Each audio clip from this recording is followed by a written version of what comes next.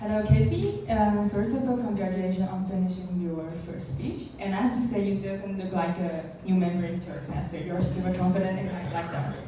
And I would like to briefly go over your speech and highlight some good points I've noticed in your story. So at the beginning, you start with a question. I think it's very good. But I have a minor suggestion for you.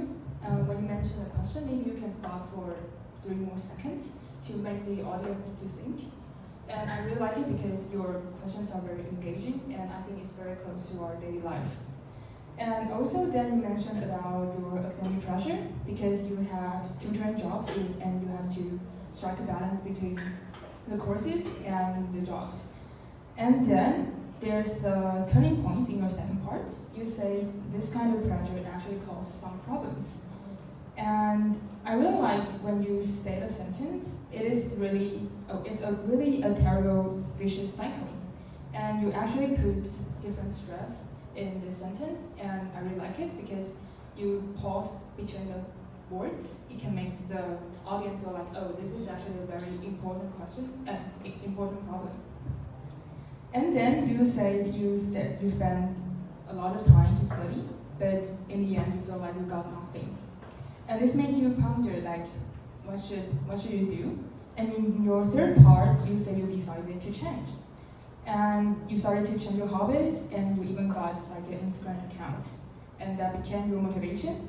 And personally, I really like the quote you use. It's like, you have to take a rest, and sometimes we have to breathe. And I really like it. And all in all, I think it's a very good speech, and personally, I really like your confidence. But I still got some humble suggestion for you. So to begin with, you said, like in the beginning, you said like, I'm nervous, but actually you don't have to say that, because it doesn't look nervous at all. So I would suggest you to be more confident, and when you go on stage, you can just start your speech right away.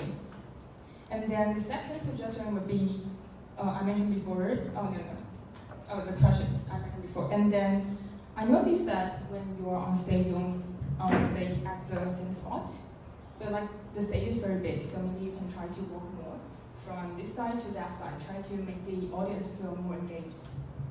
And the next suggestion would be your slides. I noticed that you put a lot of photos on it, but I don't think that is really necessary, because that's feel like a random photos.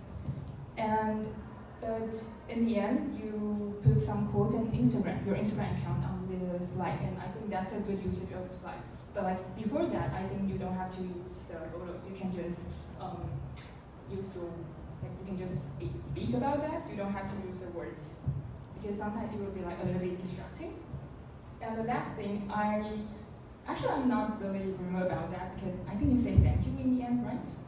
Yeah, but like, you don't have to say thank you, you can just say back to Tiani, because like the audience, we are the one who benefits from your speech, so it's us who have to be thankful for your story.